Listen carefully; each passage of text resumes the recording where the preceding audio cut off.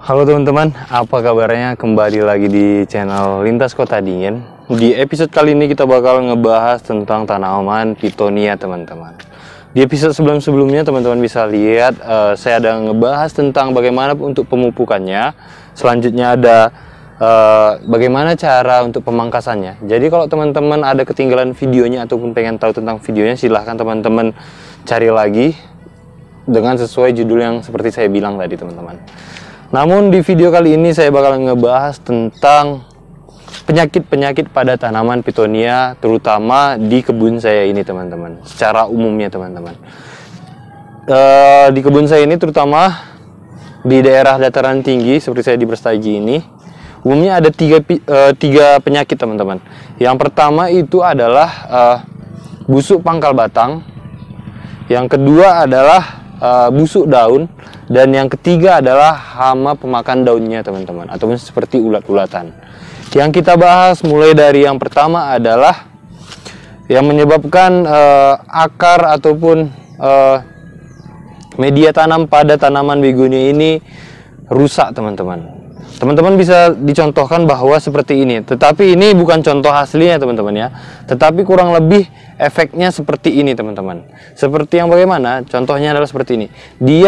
Kita bisa kondisikan bahwa media tanamnya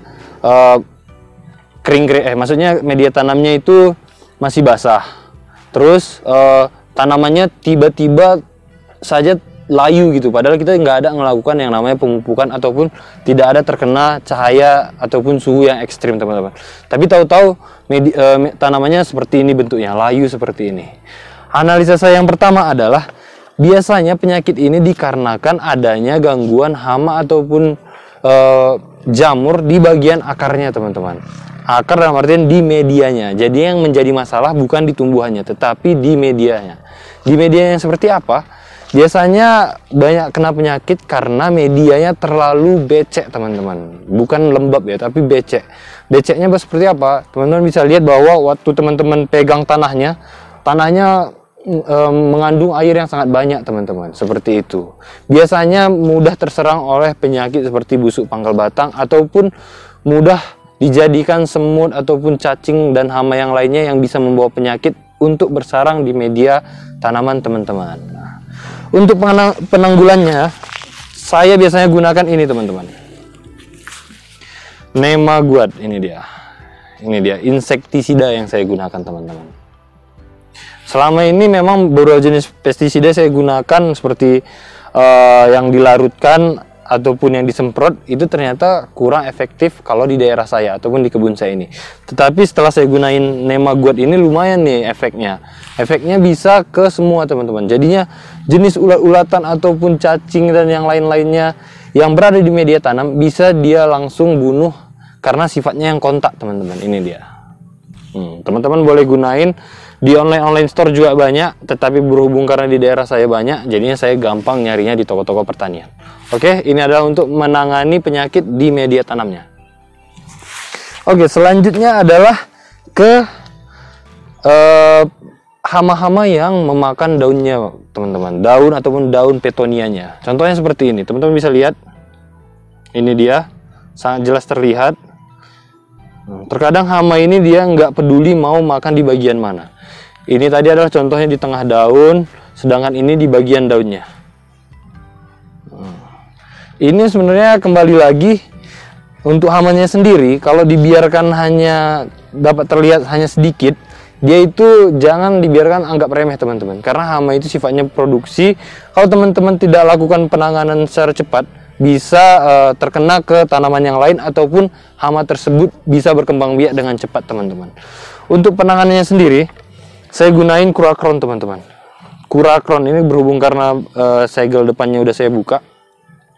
Kurakron ini bentuknya seperti minyak gitu teman-teman. Nah, ini dia Kurakron. Untuk dosisnya sendiri teman-teman silahkan gunakan berdasar petunjuk yang digunakan. Kurang lebih per liternya ada 2 mili teman-teman. Teman-teman jadinya nggak terlalu boros penggunaannya. Untuk hamanya sendiri biasanya paling banyak menyerang pada musim hujan ataupun musim yang teduh teman-teman, terutama pada bagian tanaman yang teman-teman letakkan tanamannya di area yang berhimpitan gitu.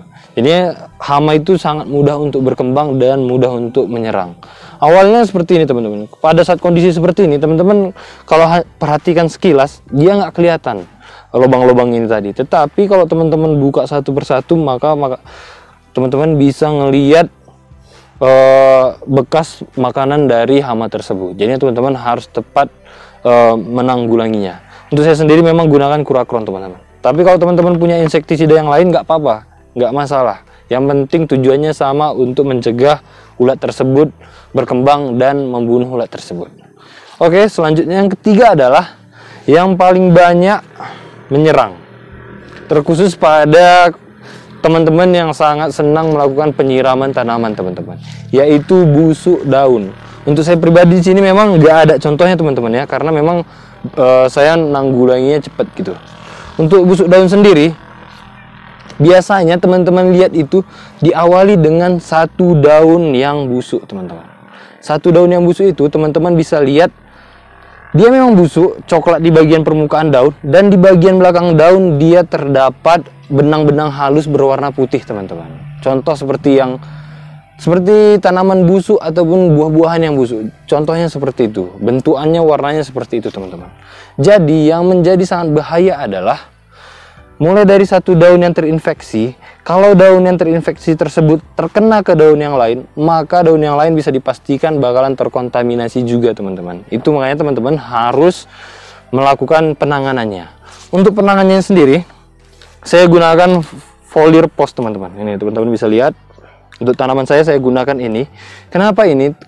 Karena pertama, untuk harganya sangat ekonomis teman-teman. Di harga 30 sampai dengan 40. Tergantung bagaimana kondisi areal teman-teman ataupun kondisi pertanian, toko-toko pertanian teman-teman. Memang kadang-kadang ada yang jual 50 juga, tetapi lebih ekonomis daripada menggunakan fungisida tepung seperti Antrakol dan yang lain-lainnya. Oke, ini bentuknya cair teman-teman ya. Ini saya gunakan foliar post. Selama ini saya gunakan ini, alhamdulillah memang untuk pencegahan dan penanganannya foliar post memang sangat bermanfaat saya gunain teman-teman. Jadi saya nggak beralih ke produk yang lain untuk menggunakannya. Tetapi kembali lagi teman-teman, kalau teman-teman susah mendapatkan foliar post, teman-teman silahkan cari fungisida yang memang tujuannya pencegahan penyakit busuk daun teman-teman. Jadi teman-teman nggak harus berpatok pada penggunaan fungisida foliar post teman-teman. Oke? Dari kesekian ini semua, dari kita bahas ini tadi, untuk intensitasnya adalah penggunaan nemaguard ini, teman-teman boleh gunakan, kalau hari ini digunakan, kurang lebih 1 bulan ataupun 2 bulan kemudian baru teman-teman gunakan. Karena kemarin pengalaman saya kalau terlalu banyak menggunakan ataupun terlalu rutin menggunakan nemaguard ini bisa menyebabkan keracunan pada tanah dan akar tanaman teman-teman gitu.